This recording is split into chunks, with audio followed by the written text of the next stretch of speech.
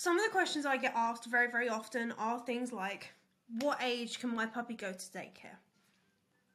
Will it be good for my puppy? Will it help with socialization? And the answers to these questions are quite in-depth. So this will cover all of those things and give you, hopefully, all the answers you need about taking your puppy to daycare.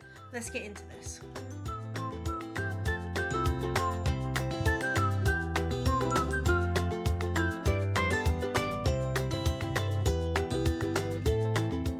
So before I really do go into it, so I fibbed you ever so slightly, I do want to give a quick caveat. This is a generalization. This is not necessarily the specifics of every daycare. Daycares are all different and they are not all made equal.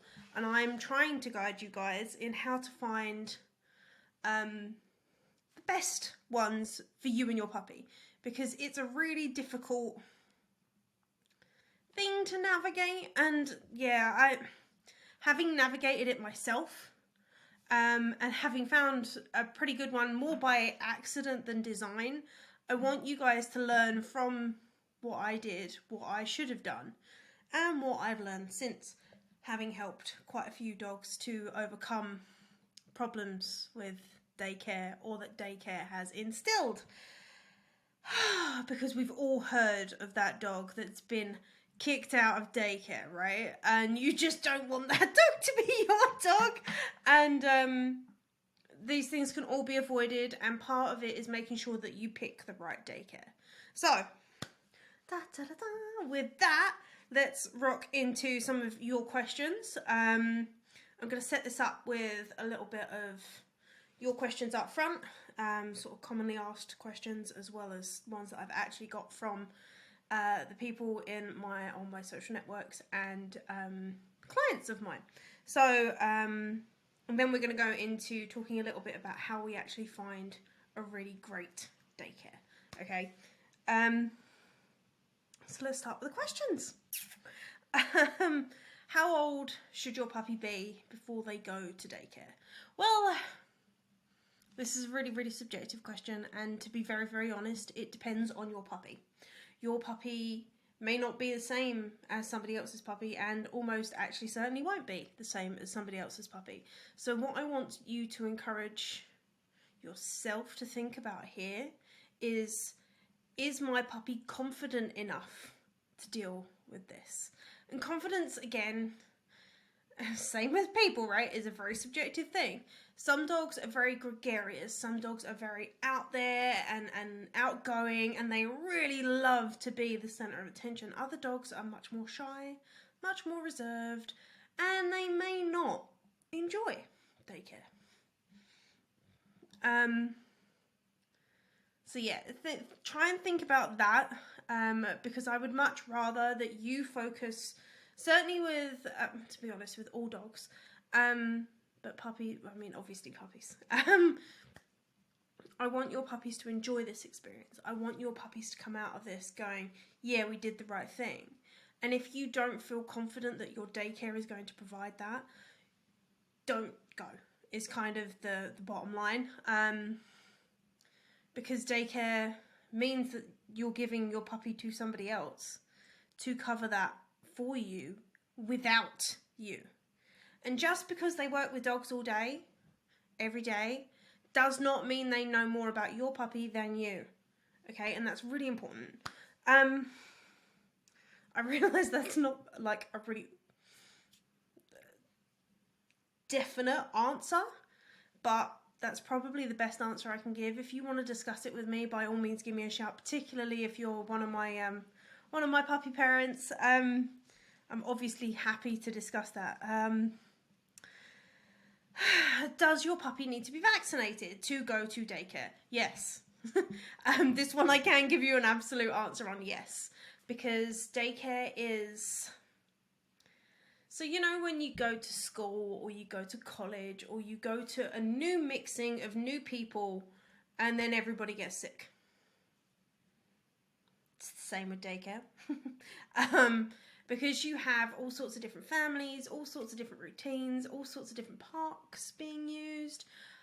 It means that when they go to daycare and they spend however many hours in one place, in one general location, using X amount of water bowls, using or X amount of sofas, or coming in contact with various objects that are all the same, it means that if any one dog gets something, it spreads like wildfire.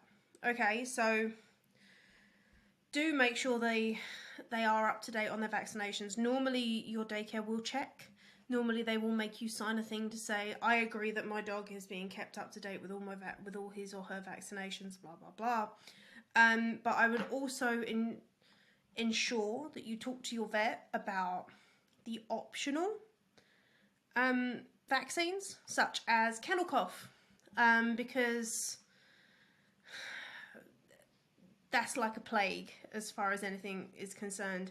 It's not only incredibly contagious, but when you stick a lot of dogs in the same area, it's one of those things that it pays to be prudent. Not only will you avoid bringing kennel cough into the daycare, you will avoid getting kennel cough from the daycare. That also goes for fleas. So do make sure they are up to date the whole time on their flea and tick medication, because again, you don't want to be that puppy parent that brings the fleas into the daycare, because it's not very nice, is it? It's not socially responsible, and I am trying to help you guys to be the very best puppy advocates and members, like dog owning members of society as well, because I think that's really important that we all kind of play our part, because if we play our part, everything goes really easy, right? So that's that. Then, do they get socialized? Yes, they absolutely do. However, I think I've said before, but it's very easy to do socialization wrong. Socialization is one of those things that is tough, actually, to get right. So entrusting that to somebody else who may not be quite as diligent as you are is a risk. Let's say it that way. Because we know that socialization, particularly amongst dogs, we want to make sure that all of their interactions are about quality, not quantity. And in daycare, you're definitely going to get a lot of quantity, which would be great, provided they are all quality interactions. And from a lot of my experience with daycares, and like I look at some pictures on, I go through these sort of almost masochistic phases of following daycares on Instagram, and they post up these pictures, and I just sit there and analyze every dog in that picture and go stressed, over aroused, scared, doesn't want to be there. You can read it on the dogs when you know the body language, but not everybody who works in daycare is a body language expert. Hello, Katie, how are you? Yes, totally can be wrong socialization. Yeah, exactly what I'm saying. Yeah, not all socialization is good socialization, and that's really good too. It's a nice way of putting it, actually, Katie. So yeah, we want to focus more on the quality than the quantity, and not all people that work at a daycare are I mean, I'm a very skeptical person, and there's a phrase that my mum once taught me, that if you pay peanuts, you get monkeys. And it's just to say that they're not necessarily going to be invested in their job, because they aren't necessarily always the best paid. So as a consequence, they may not be invested in your dog, which leads to problems. And yeah, so I mean, body language is a very, very easy thing to miss, and I mean really, really easy to miss. You've got to know hundreds of breeds, because every breed is different. You've got to notice things that are a split second, and I mean a split second. That like the signals that a dog might give that they are uncomfortable might happen only for like half a millisecond, or maybe not half a millisecond. I'm very much exaggerating, but you get the idea. It's brief. You've got to be watching. And then, like people, some dogs are much more gently mannered than others, meaning some dogs can be doormats, the same as some people can be doormats. And then you've also got some dogs that are incredibly gregarious, overconfident, and can come across somewhat pushy. And that can be puppies as well as adult dogs. And then you can get dogs that are a combination of both, depending on the situation. So, the employees at daycare have got a real pickle on their hands, and it's a challenge. So that's got to be thought about when we talk about socialization, because we want interactions to come, like I've said, they have to come off positive, time after time after time, to ensure that we come out with a confident, balanced dog, okay? And that dog that comes at the end of all of this work is very, very worth it. Trust me. So yeah, it can help with socialization, is kind of the bottom line to that question. But it's very, very dependent on the daycare itself, which is why that question leads really nicely into how do we find a great daycare. The first thing I want you to look at is your goals. Your goals for daycare is really, really important. Do you want them to go there specifically for socialization? If so, is there a better way that you can achieve that goal? Secondly, do you want them to go there to give you some free time? If that is the case, do not feel bad about this, because dogs are intense. And particularly if you're, say, raising your dog yourself, or your dogs, plural, yourself, on your own, it can be an incredibly intense experience. And sometimes you just need a break. Doesn't matter how much you love them. Sometimes you just need a few hours to watch a movie, eat your lunch without getting shoelaces. Don't get me wrong, you can train all of this, but sometimes whilst you're in the process of training, you need time to decompress too. Decompression is not just for dogs, decompression is for people too. So if you do need time away from your dog, don't feel bad about that. That is a great reason to use daycare. Do you just want a backup? Do you want somebody that can cover your dog for you when you are not able to, and you just want to ensure that they've already got that relationship with said person? I actually use a pet sitter myself. Daycare is not an appropriate option for us because Shelby and Lucy, bless them, have their issues with socialization, which makes them quite rude as dogs go. And they're now like 5, coming up 6 years old. So yeah, and they're 70 pounds, so about 35 kilos of dog that doesn't necessarily play with the best manners, so daycare is not really the best option. But we've worked with a pet sitter to get them acclimatized to her and get her acclimatized to them and make sure everybody's happy. That's a really great solution for us. But if you are using daycare as a backup, it can be great. It's what I used to use in the UK with Indy.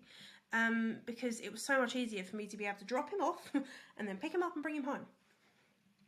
It gave me the space I needed to, either work, do housework or whatever. Or maybe you just need it whilst you're going to work, in which case, daycare is a wonderful option for that, provided it's good. Then when you're doing all this and you've considered what you want out of daycare, I want you to look at the type of daycare that you're looking at, because they're not all made equal, and that sounds really silly, but they're really, really not. So the different types of daycare depends mainly on the environment. So Indy's old daycare, which was fabulous, was a home environment. So it was literally done in somebody's house on a local estate. They must have had some very patient neighbours.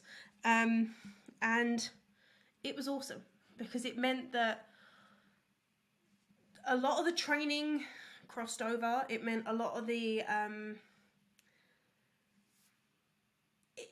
it was a much smaller environment. There was a lot less dogs. There was a lot more personal attention paid to him, which, when Indy's an awkward sod, excuse my French, when he is awkward, that's very, very useful, because he had his own little requirements, and they knew him on an individual basis. The staff didn't change day to day. So it meant that we could, or that he and they could get a really great bond. They understood him, he understood them, and it just worked. Then you've got sort of indoor daycares. So like a generic one. They can be like a warehouse or sometimes like a barn environment. And they can be quite fun. But the only thing I would encourage you to think about if it is a big roomy environment is whether your puppy's going to get cold. In environments like that, when a dog's running around a lot and they expend a lot of energy, it becomes very difficult then for them to monitor their own temperature. So like the homeostasis systems in the body can't bring them back to normal. So it means that they can actually get chilly really, really quick in that sort of environment, which is a really quirky thing, and it's not something many people consider. And then you've got like outdoor daycare. So you've actually got people that will take your dog on like an all-day walk or an all-day hike. That one's not going to be suitable for puppies, so please do try and avoid that if you are looking for a place for your pup. And on to some questions that you should probably ask your daycare before signing up and putting your puppy in there. The first one is kind of like an amalgamation of several different things because such is life. They're very similar questions, and I just want to make sure that you guys are getting the right thing when you go looking for your daycare. And that's the first one. Number one, are they qualified, insured, bonded, licensed, and are they first aid qualified or trained? All of these things, I mean, you kind of get like a check mark for each in my books. And I would be concentrating on them having knowledge, confidence, and being legally acceptable, essentially, to take care of your dog. Excuse me, I'm just going to grab a thing of water. That's better. Because all of these things mean that they are not only investing in themselves, their business, but it probably almost always means that they're going to take better care of your dog. Because if they are that interested in making their business succeed, they are going to want your dog to succeed in their daycare. Okay. It also means that if they are qualified, they have a better understanding of dogs. There isn't actually a like fixed qualification for daycares. Some places do offer them, but they are not a legal requirement, at least not in most places. Insurance or bonding, whatever it is, depending where you're from. That one, obviously, if something goes wrong, you want to make sure that they're covered because your pet insurance may not cover daycare. So make sure they're covered if anything does go wrong, heaven forbid. Because, you know, they are dogs, they are animals at the end of the day, and they do like to occasionally surprise us. That insurance will be invaluable. The licensing means that your state, town, country, whatever level of government it is that's dictating this license, means that they're just abiding by that. And it means that you can double check their licensing, and yeah, it just kind of gives you another level of verification. First aid training is something anybody who works with dogs should have. It's something I have, and it's something that, I mean, this is like canine first aid training now. I don't really care about what they can do for other people. I want to know that should my dog get cut on a piece of glass that got dug up, I don't know, and opens up his arm from here to here, I want to know that they know what to do before they get him to the vet to make sure that he doesn't bleed out. Simple, right? Or like on, you know, you hear about these freak accidents. I just want to know that they know what they're doing. It's a good thing for you too. The second question. What training techniques do they use? Okay, now I make it very, very clear that I'm a force-free trainer, fear-free, positive reinforcement, whatever you want to call it. All very, very similar, all very, very based in the fact that we do not use aversives. We do not tell our dogs off as much as sincerely possible, because we are human at the end of the day, and I will always put that human factor in there, because I spent a long time bottling up emotions, and I learned that it's not very good for my health, and I don't think it's very good for anybody's health. And if you snap, you snap. These things happen. Just means you need to sort it out going forward. Point being that with training techniques, you want to make sure that they are in that same science-based learning bracket. Now, a lot of the times when you ask a daycare provider if, like, what training methods do they use, they're going to tell you they will not train your dog. Which is true, because they are not a dog trainer, they are not me. They will not take your dog in 5 days a week, and by the time your dog comes out on Friday, they're not going to have learned all the basic manners they need. Okay, that's not how daycare works. However, they absolutely do train your dog. And I realise that's a total, I've lost the word, but they're two very, very contradicting statements. But in any job, in any position where you manage multiple dogs, you absolutely do train those dogs. You cannot use the same cues and commands necessarily that their parents use. Before I trained, I was a dog walker, and I can guarantee you that I did not use all the same cues that their parents used. I made their parents very aware of this fact too. Because whilst that would be lovely, I can't stand in a field and go, Fluffy, come, Fido, here, Sarah, recall. Do you know what I mean? It doesn't work. I've got to have one cue that tells all my dogs, come to me. Because it's not practical to do anything but that. And it works fine. But you've just got to make sure that your daycare's methods are positive, that there is no punishment involved, because things like that very, very quickly escalate or degrade existing training. So escalate problems or degrade existing training. So, for example, your puppy pees on something that they're not meant to, they give your puppy a little smack on the snoot. Doesn't seem like anything, right? But then when you come home and Bella pees behind the sofa and you're stood there mystified as to where all of a sudden this has come from, it could have come from daycare. Do you see what I mean? These things might seem small and inconsequential, but they can have an impact on our day-to-day lives and our training.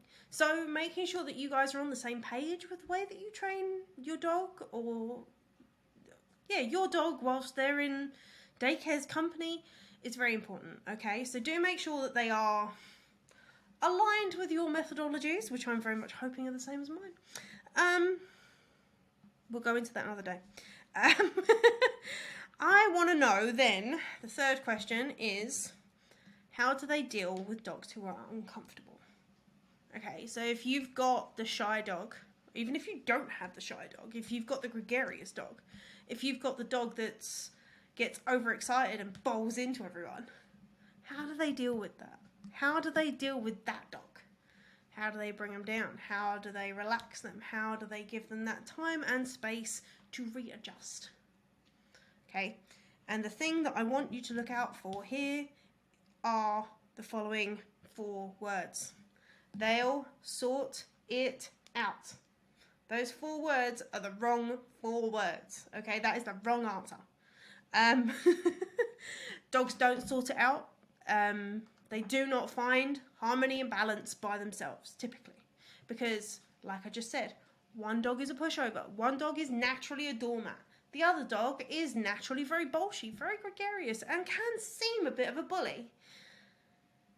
Unless we involve ourselves and unless we advocate for our dogs and the relationship between them, they will never learn to get that balance between themselves. Okay? So, ask your daycare that question and it will give you a real, very quick picture as to what is going on. A really good example with that is humping. Humping in most instances is rarely sexual. So it is mainly to do with over-arousal, which again is not sexual, despite the term. To do with excitement, anxiety, nervousness. It can be done for a whole bunch of reasons. And it happens a lot in daycare. And I mean a lot. And it's not something another dog should be subjected to. So they should be taking... I don't know how to say this without saying it bluntly. They should be taking the humper and giving the humper a little bit of downtime, because they are clearly over a point where they just need 5-10 minutes just to bring themselves down again. And there's nothing wrong with that. That shouldn't ever be referred to as a timeout, because this is not punishment. It's just letting them readjust. I don't know if you've ever been in like a social situation where you just get a little bit overwhelmed. Very much the same for your dog, or the humper in this instance. So they just need a little bit of time to chill out, and the victim in this instance, it's not they're not a victim, but they are, you know, the subject of the humper. And I'm laughing because it's a very silly subject to be talking about, but it is important, so please excuse my laughter. The subject should not be subjected to that. That is not a polite behaviour, and they should not learn that that's an acceptable behaviour. So these things are important, and they will give you very good indications as to whether the daycare that you're dealing with is a potentially good fit for your puppy. Because let's face it, if you've invested all this time, all this effort in your puppy so far, don't blow it all away with a really rubbish daycare. Just don't do it. It's not worth it. Next one. In a similar vein, how do they integrate new dogs? Right? So that's a very tense thing when dogs meet. Do they do it on lead? May or may not be a good thing. Depending on the dogs involved. Do they do it en masse? I'm really hoping the answer is no. Do they cherry pick dogs to introduce your puppy to one at a time, and then slowly add in more or take some away, depending on your puppy's reaction to each? That should probably be the way they do things. If they have a really good reason for doing it another way, maybe. And do let me know, actually, if they do, because I'd be very interested in that. And again, I don't want to hear that they're throwing puppy in the deep end. That's never a good thing. We want gentle, we want positive experiences, and we want to make sure that it's a really nice, above board situation for all involved, okay? Then I want to know, or I want you to ask, I want to know. Can you tell I went through this going, well, what would I ask? The next one is, how many people are there per dog?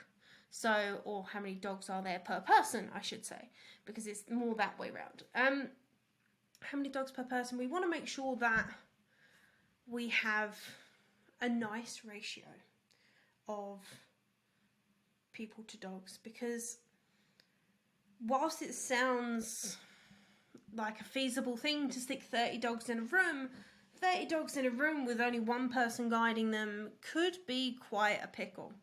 Now, when I walked dogs, I only walked 4 per person, because, and I did get help every now and then, because to me, even though I knew a lot of my dogs, when I got a new one or similar, and we did have to sort of up the scale just a smidge to accommodate customers or needs or requirements, it meant that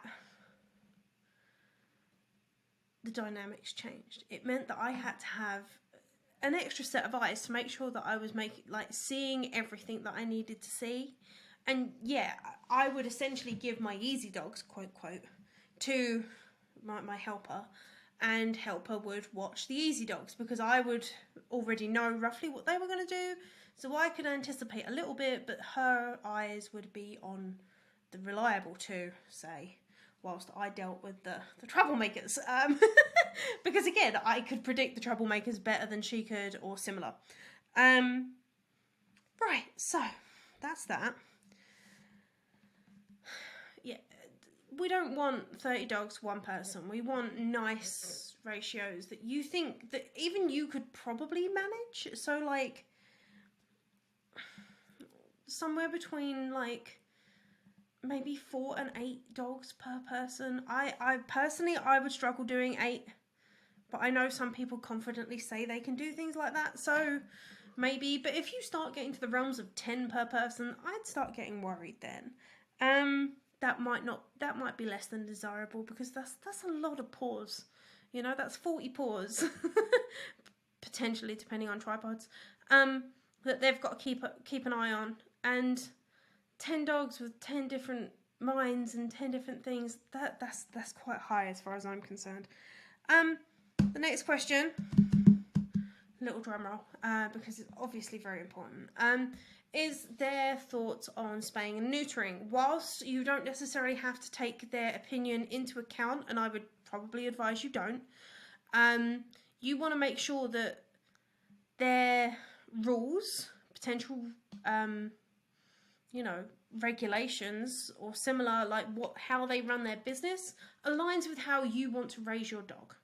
Okay, so I've got a load of information on spaying and neutering. It's slowly going through all the breed-specific information that came out in 2020. I'm making it easy for you guys to read, because I realise that scientific papers are not necessarily the most user-friendly. And in essence, if you've decided to spay or neuter your dog at 2 years old, because it's a German Shepherd and they are well known for having behavioural issues if it happens earlier. They are well known for getting cruciate ligament issues, hip dysplasia and elbow dysplasia prior to that date or rough age. And your daycare has an enforced rule that they will kick you out if your dog is not spayed or neutered by 9 months. Then you've got a problem. Is it worth your time signing up to this daycare if they don't agree? Personally, I'm a big advocate when you deal with any dog that it's about the specific dog, not a generalised dog. So I would, when I walked professionally, I always said that I would take any dog that was not spayed or not neutered, provided they behave. It was all on their behaviour. If I got a German Shepherd who happened to be aggressive, he was 18 months old, and intact, that doesn't mean it's his nuts that are making him aggressive.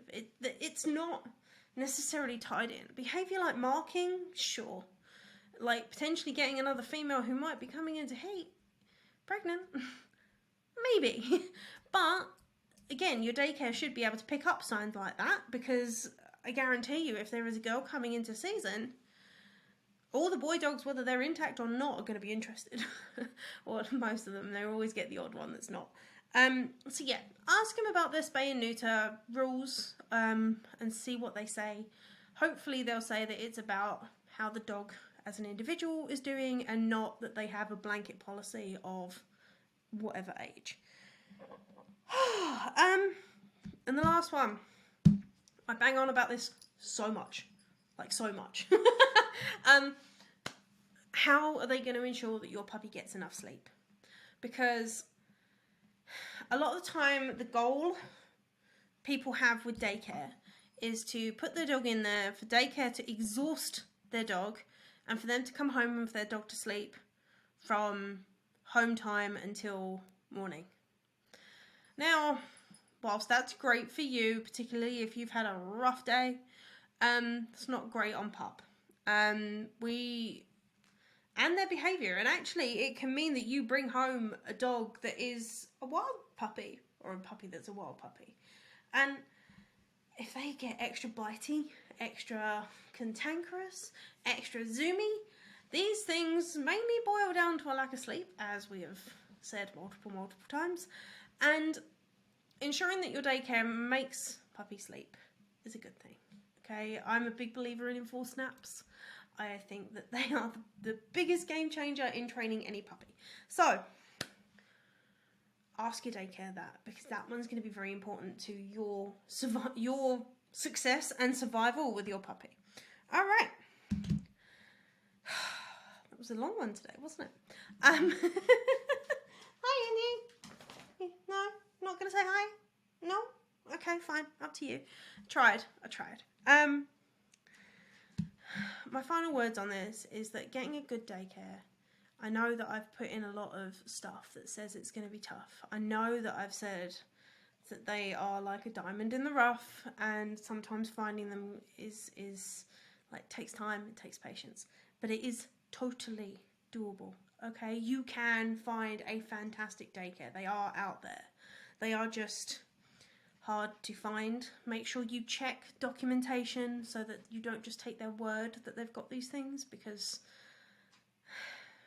the word of a stranger is the word of a stranger, and when it comes down to your dog, that extra bit of diligence is worthwhile. Please be picky is kind of the bottom line. And on that note, thank you very much for joining me. I'm not sure when I'm going to next see you. If you are looking, check out the pup dates. If you are looking for a little bit of extra support with your puppy, they are a fantastic way of getting that, and getting that guidance week by week, because puppies change day to day, pretty much, it feels like. So that week to week advice means that you can get ahead of your puppy, ahead of their changes, ahead of what they're gonna break out next week. And to me, I've built it to help you guys succeed and to raise your puppy right from the start, because I know you can. Okay, so go check them out. That's on remarkable.com/updates, and I will catch you on my next